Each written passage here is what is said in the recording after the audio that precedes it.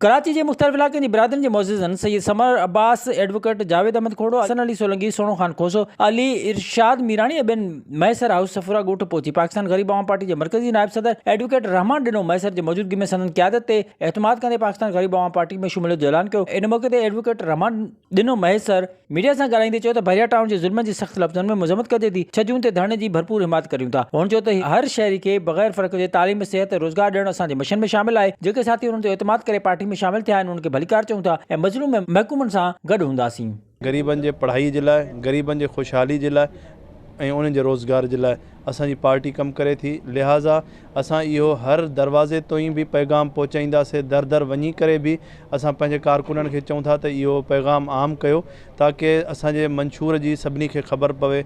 बाक़ी हिते त पार्टियूं त तमामु घणियूं आहिनि, हूअं बि हर को पंहिंजे वॾनि वॾनि पार्टियुनि ते माण्हुनि जी नज़र आहे त हिकु ॾींहुं असांजी हीअ नंढड़ी पार्टी भी तमामु वॾो रोल अदा कंदी ऐं ग़रीब आवाम जो सहारो बणिबी। विज़िट कयो अवामी आवाज़ मीडिया ग्रुप जी वेबसाइट awamiawaz.pk